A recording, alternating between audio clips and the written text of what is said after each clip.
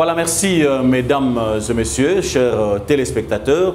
Je pense qu'on se retrouve encore aujourd'hui à travers ces beaux numéros de Kinzonzi Plus, votre émission.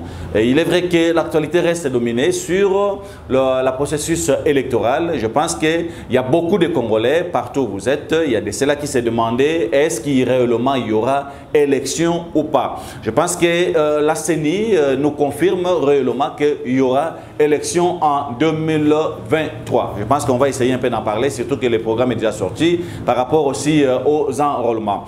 Et n'oubliez pas, à travers cette émission, on va essayer un peu de parler par rapport à ce qui se passe à l'est du pays, entre le Congo et le Rwanda. Tous les Congolais, vous avez eu l'occasion de suivre Monsieur le président rwandais, Kagame, tout ce qu'il a dit par rapport à ce qui se passe à l'est du pays. Je pense qu'on va y revenir à travers cette émission. N'oubliez pas, on va aussi parler de ces grands événements qui venaient de se passer du côté de la Tchangou. Entre autres, il y a l'honorable docteur Makengo qui venait d'inaugurer le pont qu'il a construit du côté de Massina. On va aussi en parler avec les images que vous allez suivre très bientôt là. C'est vrai que l'ABG, l'Alliance pour la bonne gouvernance, avec l'autorité morale, monsieur l'honorable Jonathan Bialoussou Kawata, était à Kenge du côté de Kwango, juste pour parler un peu avec tous les membres de l'ABG qui sont du côté de Kwango et surtout participer à une marche organisée juste pour soutenir les FARDC. C'est vrai que les problèmes du Congo interpellent tout le monde. C'est la raison pour laquelle l'honorable Bialoussou Jonathan Wata, il était obligé de participer à cette marche qui venait de se passer du côté de Kwango. On en parlera aussi à travers cette émission. C'est vrai que nous allons aussi, si possible, parler de Kin Bopeto. Je pense que Kin Bopeto, il y a Dogo, Oyo, bazwami na niveau de Siki Tchango, juste pour na kosala musala Oyo, bandeko, Oyo bazwaki, mokano topi bazwaki,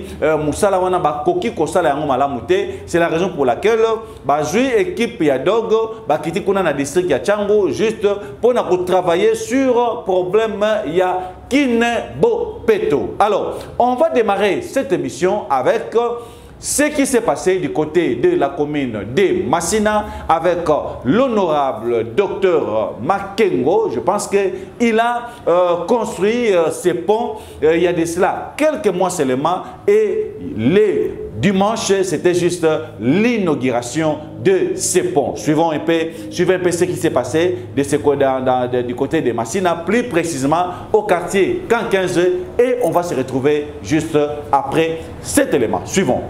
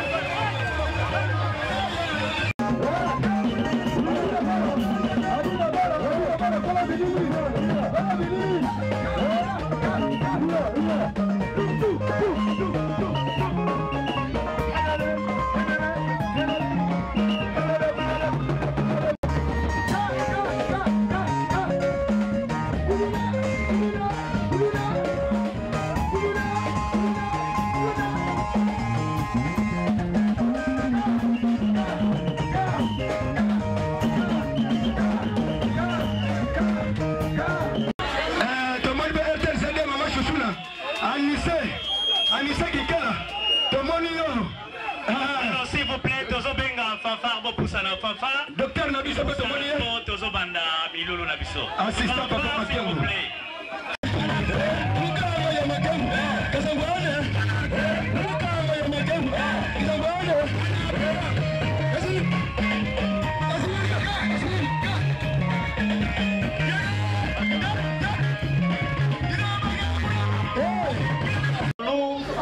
Docteur Makengo atali na kati ya libenga na ye alobi ete ngai il faut nasala quand même pour na bana ya conquête na yango abimisi 15 000 $ ya passerelle oyo esangisi quartier 1 na conquête.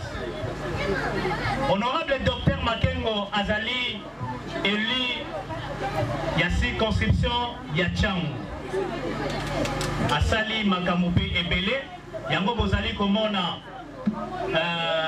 batu bazali ebele parmi autres ba membre ya association ABEDEM association bana Docteur Makengo yango wana nde bakoki kotombola misapi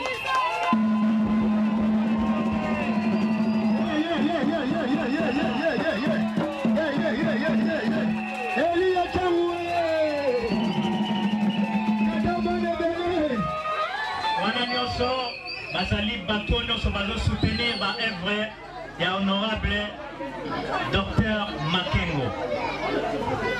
Pona yango toko wele na ngonga tonsengi na bino motele mabole kaliboso population e mona bino pe ebete la bino ma tombeteli bango maboko banotaka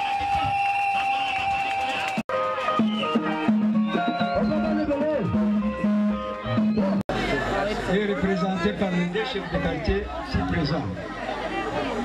Chers invités, à vos titres et qualités respectives, mesdames et messieurs, à ce jour dominical du 27 novembre 2022, date qui sera gravée du quartier Tchangu et celle de Djujombombo. J'ai un réel plaisir de vous recevoir dans ce beau cadre pour vous souhaiter le bienvenu.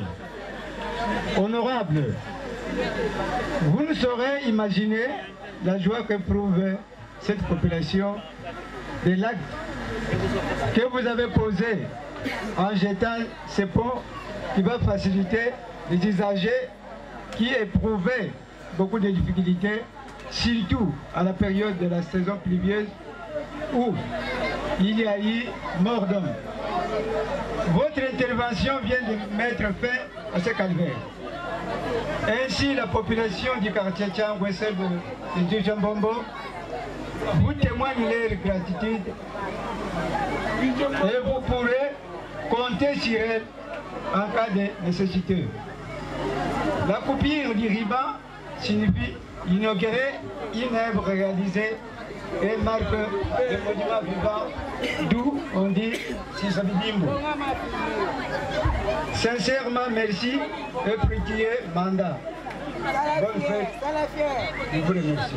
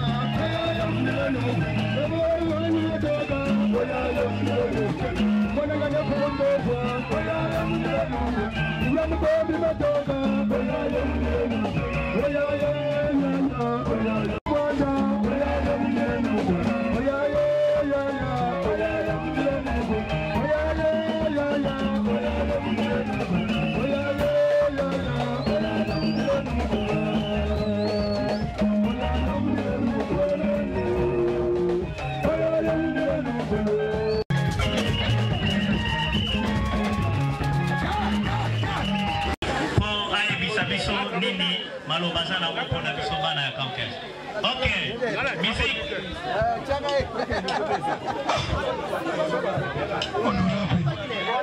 Si c'est petit, mon cher Namakengo, Matemela Simandako. Moi, ma yezonga na balabade, zaka bongo te. Yesamo bien salamate. La salut. Si mon papa ça que loko moko mai. Honorable koto mai e yakate. Yakate.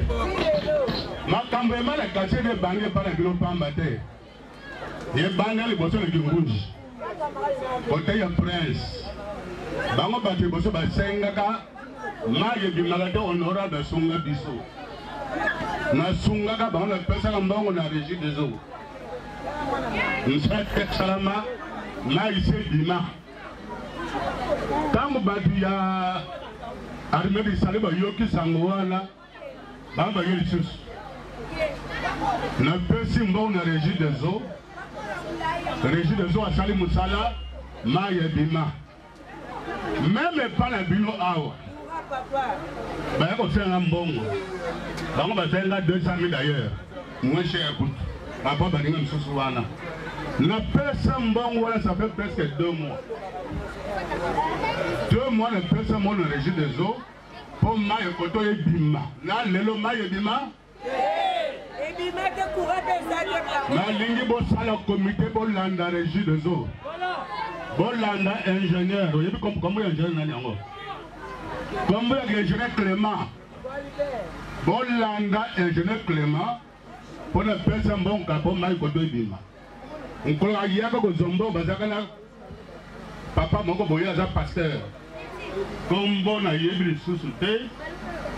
Oya pasteur. O bazana pasteur. Ada zayawa. Ada l'église. Voilà. Tango Clément ingénieur yaka bayaka na pasteur Ada. Bolanda bato sa comité bolanda bango. Toye ba msale za ndenge nini. Na lelo ata rapport moko ba pesa ngate. Na za rapport. Est-ce que vous sengi na bilo ngala zoko kisa? Na zoko kisa? Soki ngala sengi ba pesa ngai.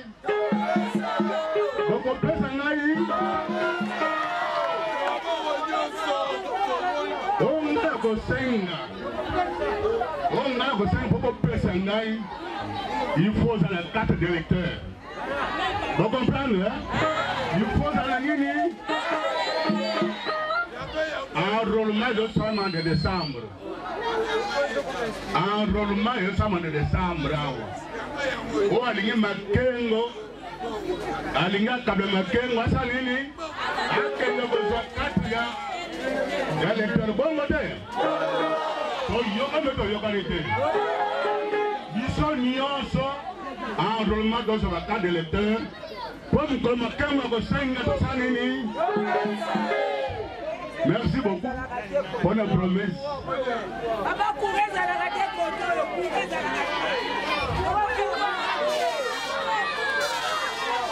Makambo Pura yo tango lelo. Makambo Pura yo tango lelo. Nous sommes responsables. Nous sommes responsables du courant. Nous sommes machines.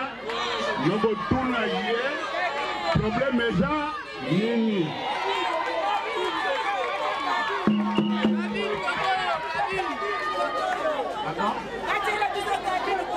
Oui, c'est possible. Pour la salle, le ministre, il y a un courant. La salle mardi. Aïe, c'est un transformateur de sous et yé. Oui, ça comme moi, ma casse. Voilà pour renforcer le transformateur de sous. Après, c'est la promesse ouana. Quand on voit les yébiteurs, ma camme de courage à côté.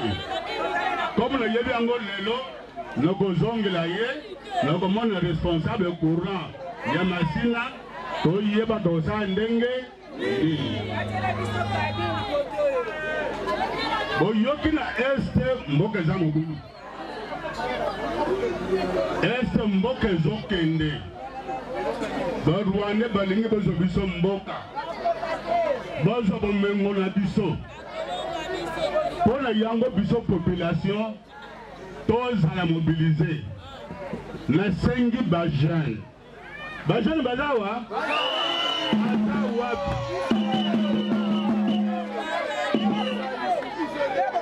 Ba jeune. Au lieu de ça de Kuluna, ba jeune tokota na armée, tokunda pona école. Bon côté. Nalingama ba jeune masina ebele bakota armée. Ce qui est côté armée de biso ba jeune Kinshasa.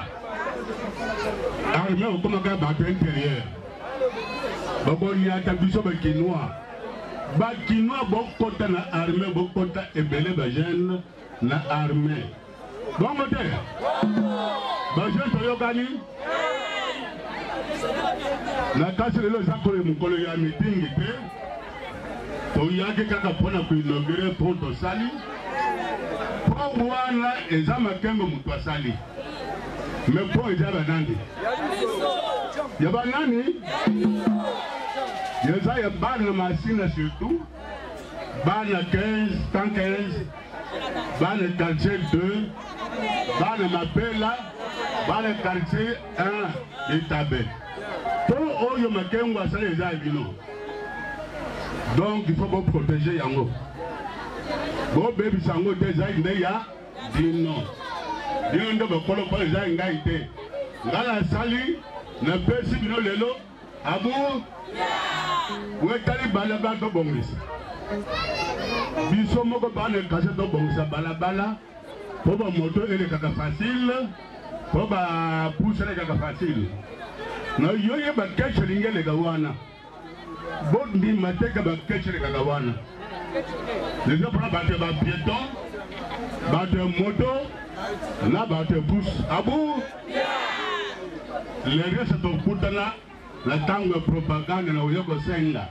Merci beaucoup. Mama ba jana masina mbote. Mbote lisusu. Merci beaucoup pour l'accueil. Lelo eza esengo. Eza journée ya esengo. Esengo puisque toyé pour inaugurer eloko to sali. Eloko yo bilo bosenga. Bosenga ngai. Bana bedem basenga ngai. Mama ilenda la wapije. Jemima. Il y a un représentant à Bango.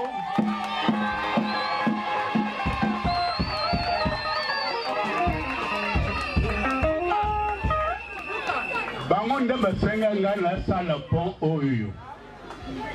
Le pont est sili.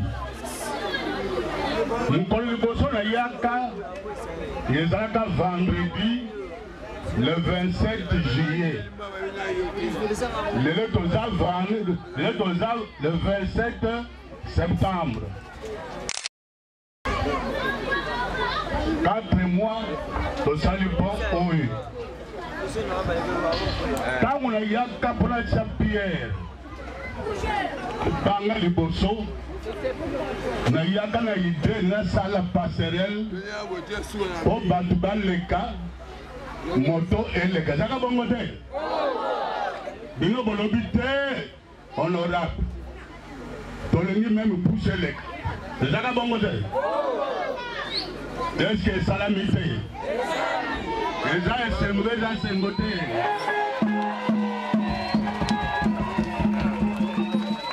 Na linga qui na sala bon ya tol. Bate mo koban les gars. Ma moto est le cas, Bosenga qui pousse est le cas, Bolobité, honorable. Surtout au sali et tol, Boroyiba Batol. Tiens les buissons béton, et ça n'a pas monté. Béton est quotidien, et quotidien, et ça est singulier, et ça est singulier. La saluer la salité. Tant que vous avez la personne la persité.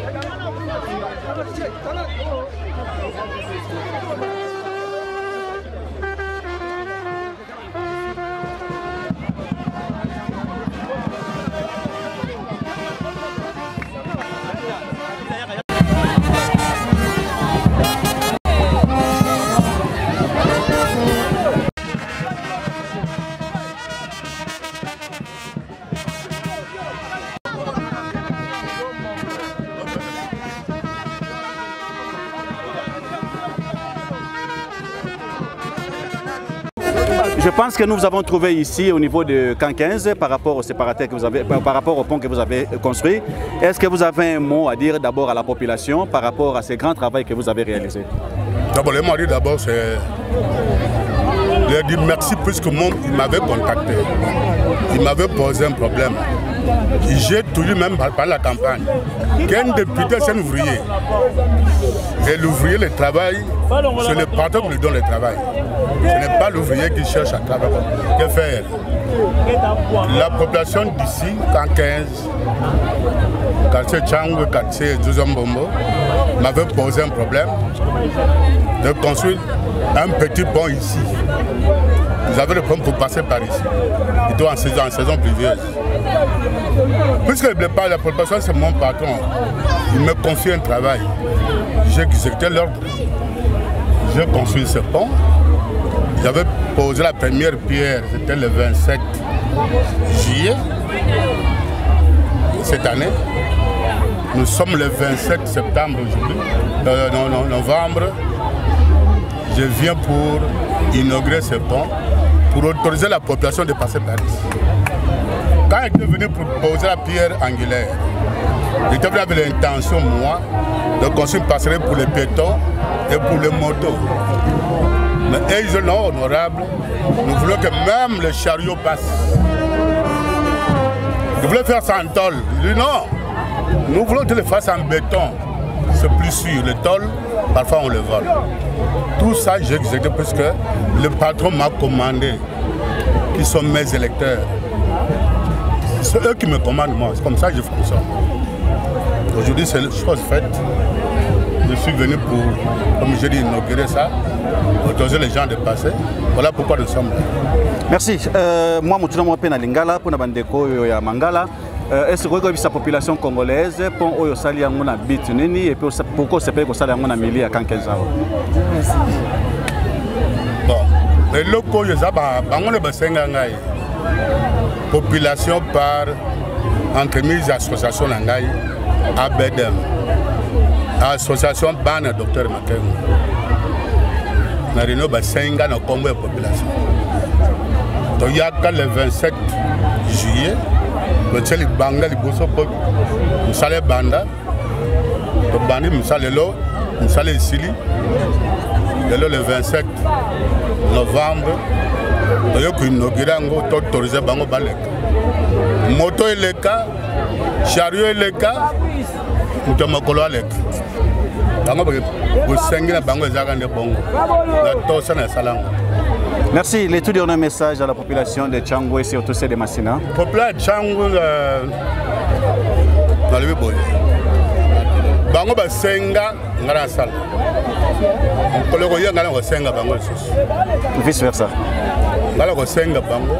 Et puis bango koloko ya ngai po bango ba pesa ngai wona wasenga il faut baza ba carte d'électeur donc sengi population changu ya masina décembre aroma zo bando bazo ba carte d'électeur comme kongana wasenga ba pesa ngai na sengi population changu est za mobulu ba Rwanda balingi bazo bisomboka na sengi ba jeune changu ba kota na armée to bengana banguna ba Rwanda na mboko na biso. Voilà le message pour personne yango. Merci beaucoup honorable. Papa to mondio na kati ya inauguration ya po ya docteur Makengo na quartier Tchangu na quartier Nzuzu ya Mbombo na ebike ko se présenter na activité ezali ya bozali nani ngai nazali merci na question na yo ngai nazali ingénieur oyo asili pour réaliser misala oyo honorable Makengo abengai na ngai mpona concevoir yango et puis na réaliser yango na lelo nakokisi posa na ye yango nayaki en tant que l'œuvre nani maître d'ouvrage de l'œuvre yango nayaki se présenter na inauguration ya pont oyo na pont oyo ekoki komatisa to ekolekisa combien de kilos to combien de tonnes na pont oyo au moins tozala na ba 100 et quelques tonnes 100 et quelques tonnes ekoki koleka awa donc on est en difficulté pour na salaki yango pour que pont na sala yango moto eleka et puis pousse eleka comme on a ingénieur Jean-Jacques Wani.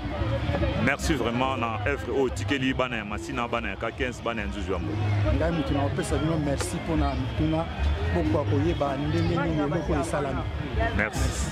Pourquoi mai ben les cas les gars pour battre yo kana biso na biso quand pas tout dans point na mai moteur appelle qui biso moteur wana mabe biso mo peuple to fri côté na ba avocat ba bon biso mai rien bo pesi bato wana tracteur pe mbongo maman moi était tout biso on ba ça pas mais donc gouvernement provincial a tini mobino sous population bo pesi mbongo to ça que pour biso ba zagro ba tout mundo te faut organiser pour mais attends moi masanga asa makasi papa vient papa tanga maman fait pilata ndaki buka na ngai maman ta ndaka passer et pendant na mai papa rien asa biso te lo monter. Merci to yoki ba konza mboka ba yoki merci.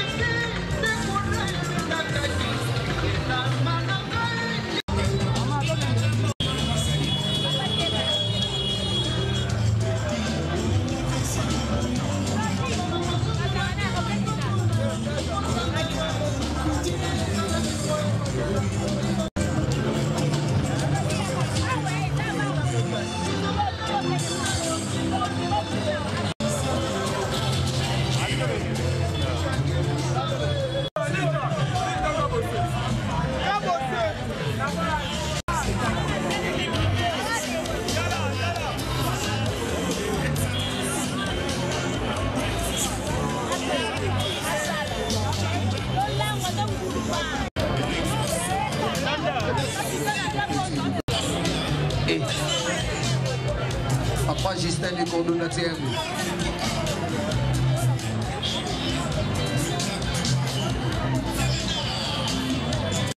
Merci beaucoup. Je pense que vous avez suivi là l'honorable docteur Makengo. Il a réalisé, il a promis et il a réalisé. Tout ce qu'il a dit, il a essayé un peu de concrétiser quand même ses paroles. Vous avez suivi ce qu'il a réalisé du côté de Massina, plus précisément au quartier K15. Ce pont, oyo kosunga bande konabiso ya K15, na bande konabiso bazwami na niveau ya quartier 1. Nabanzi musala makasi oyo honorable docteur Makengo Sali, ils ont mérité ma félicitation. C'est la raison pour laquelle la population ya commune naye bazanga ki malobate ba meka ki un peu kopé sa matondi balobaki moi mingi par rapport ya eloko oyo honorable docteur Makengo a prometté que population peut a réaliser ango. Vous avez suivi quand même que Asali Moussala ya makasi pour wana est lié au moins 15 000 $ et quelques. Je pense que Bolandi binomoko le lenge kani honorable docteur Makengo pe ingénieur oya salaki musala wana ndenge ba pesi ba point de vue na bango balobi na micro ya ki nzonzi. Je pense qu'à travers cette émission to robeta li solo ya bandeko na biso ya kin bopeto na banzi mosolo ebimaka chaque fin de mois pour na likambota le kin bopeto, mais en réalité et le komoko ya malonga et salami penza ezalité ndebo moni bande kona biso ya dog bazala ko obligé ko kitakuna na district ya Changu pona ko meka ko sala musala oyo ya ko assainir nzela pe ko meka lisusu ko sala ko corriger musala oyo bande ko bazwa ki pe basaki yango malamu te na likambo etali kin bo peto. N'oubliez pas à travers cette émission te repère ça peut moi point de vue nabiso par rapport à la nomination ya beaucoup mestre oyo witu ko salema partout na niveau ya Kinshasa. On en parlera aussi à travers cette émission.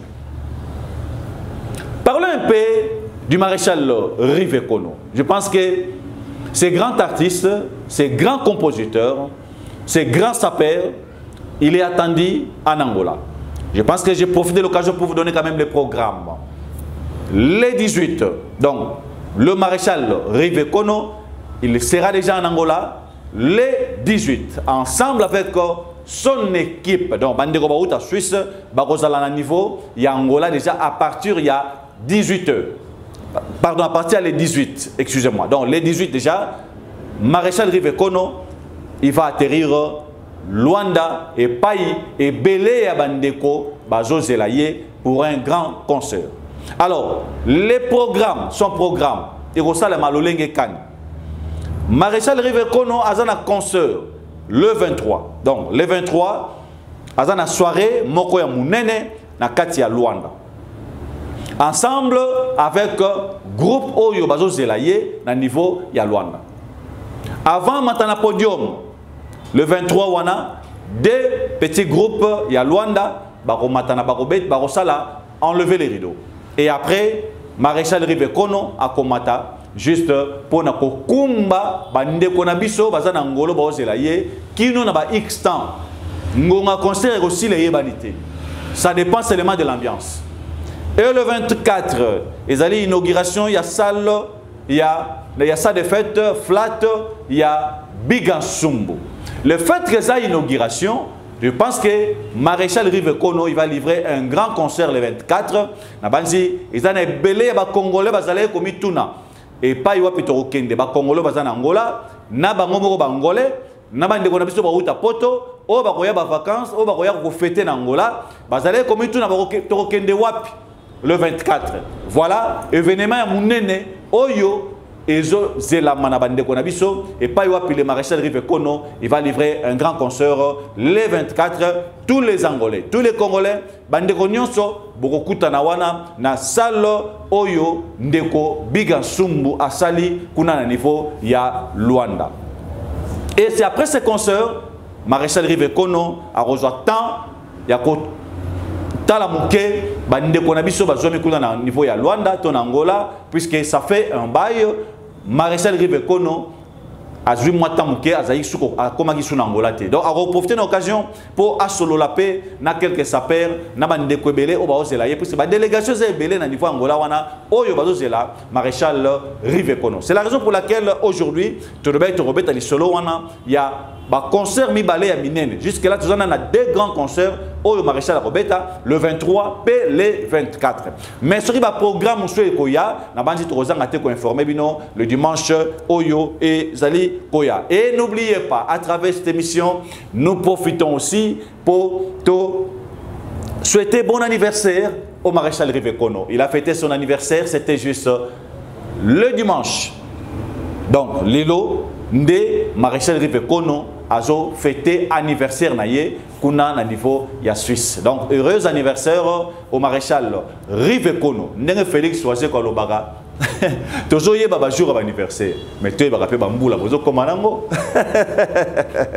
ça on va se réserver. Mais ce qui est plus important, le maréchal Rive Kono fête son anniversaire aujourd'hui. Donc au nom de l'équipe du Trophée Mbonda Tchango, Kinjonji Plus, et au nom aussi il y a bande économique sur Congolais basé à Kinshasa, Totombelio Mobu Molamo. Maréchal Rive Kono. À travers cette émission, on va profiter pour nous remercier merci et beaucoup d'encouragement na Excellence Jekoko Mulumba. Excellence Jekoko Mulumba, félicitations encore. Je pense que Moussala Ozosala et Zomona. C'est vrai que les Congolais ont la moroté, les Congolais la moroté. Monica Nerenini Ozokwa Senir Nzela. Mais ils vont comprendre tu fais quoi. Ils vont comprendre par après. Je pense que Excellence Jekoko Mulumba, à côté de la vision, il y a chef de l'État. Ils ont besoin Kinshasa et Monana, et Ngenga. Kinshasa et Zonga Nenge Zalara Kala Kinshasa la belle. C'est la raison pour laquelle Excellence Jekoko Mulumba, aujourd'hui, il préfère plus être sur terrain que travailler au bureau. Il a compris qu'il faut être plus l'homme du terrain. Pourquoi? Il a toujours été l'homme du terrain depuis longtemps. Le Lengekani, Excellence Jekoko Mulumba, travaillé et il continue toujours dans la même lignée du travail. Donc, il est plus sur terrain qu'au bureau.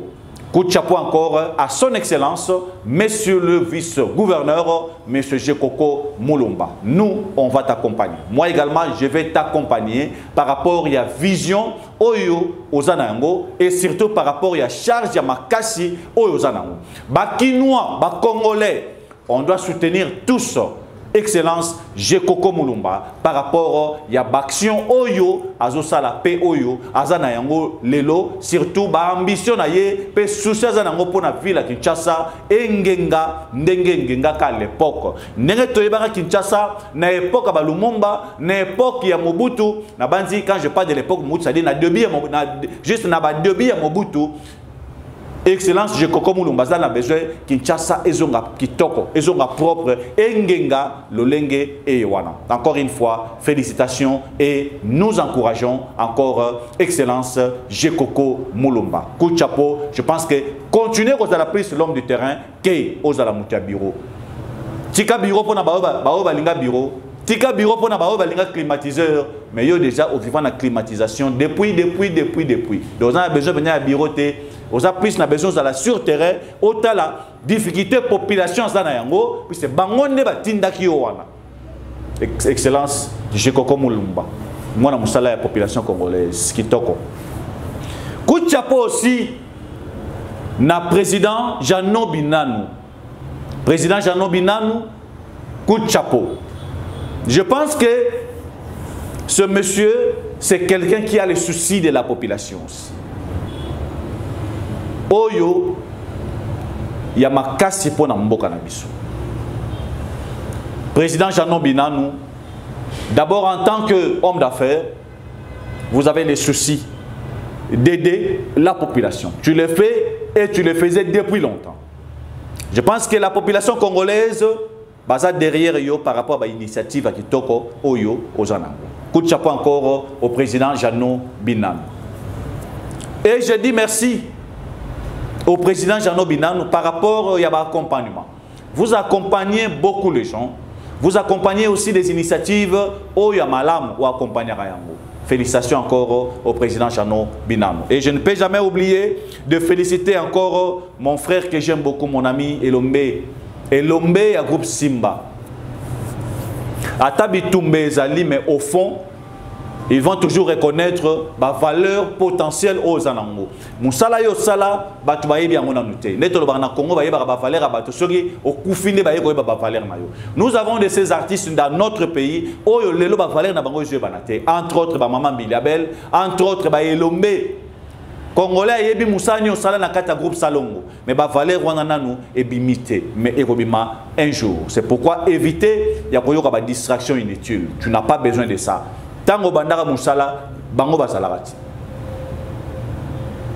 Félicitations encore à mon frère et ami Elombe et à groupe Simba. Je ne peux jamais oublier de dire aussi merci à colonel Putus na Moussala makasi ozo sala na niveau ya pêcheur. Pe na pesi merci makasi lisukoleka na président Rachidi Koupa. Et je ne peux jamais oublier de dire merci aussi na Bijou Beleza à partir à Suisse.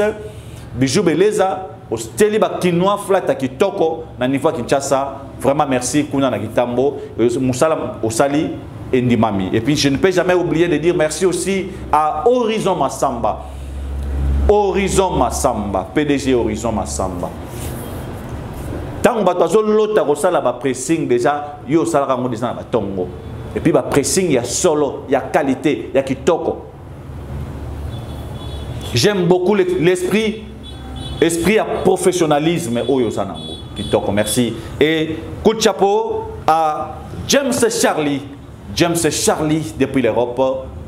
Je te salue et je salue aussi ton épouse. Sans pour autant oublier de dire aussi merci à mon frère Guillaume Maléou. Merci na Wabalonzo. Très très bientôt là il sera à Kin. Wabalonzo. Azagi na studio programme na Opesabino très très prochainement. Et merci au pasteur Epaphrase. Na bansi tant de temps na pasteur na Kinshasa, pasteur ba tia ba sérieux na Moussala, pasteur Epaphrase. Je pense qu'il a une grande activité. On va en parler très très prochainement. Merci à tout le monde. Merci à tous les Congolais qui nous ont suivis. Restez toujours branchés. Je pense qu'on va se retrouver si possible le dimanche qui vient. Et n'oubliez pas ces grands rendez-vous avec Héritier Watanabe. Les 25, tous les Congolais vont soutenir ces grands artistes. Oyo Azana Poya Kitoko, Oyo Lelo, Alandi Likolo, il y a Nekonaye Fali Poupa, Lobby Gozala Lacoste, Lobby Gozala Bill Keaton, Lobby, ainsi de suite. Donc, coup de chapeau, dans la 5e génération, Nengo Telemi, Nengo Wenge Telemaka, Lelo 5e génération, Telemi, vraiment ça fait quand même une fierté pour la République démocratique du Congo. Soutenons la RDC. Le Congo n'appartient pas à un individu. Le Congo n'appartient pas au président de la République, Félix Antoine Tshisekedi. Le Congo n'appartient pas à son excellence Jekoko Moulumba. Le Congo n'appartient pas à Samalou Konde. Le Congo ne m'appartient pas. Le Congo appartient à tout le monde. Le Congo appartient aux Congolais. Aimons notre pays. Aimons ces pays, s'il vous plaît. Totika Kokota Naba Buzoba. Tous aider, tous les Mboka na biso, tous soutenir ma vision Mokonzi Mboka. Je pense que Congo ya lobby et Kozala Congo moko ya malamu. Congo ya lobby et Kozala Congo moko oyo bana na biso bako sepela na yango pe bako stala susu mingi. Merci à tout le monde. Retrouvons-nous au courant de la semaine au cas contraire les jeudis pour la rediffusion. Il y a qui John plus. D'ici là, portez-vous bien et au revoir.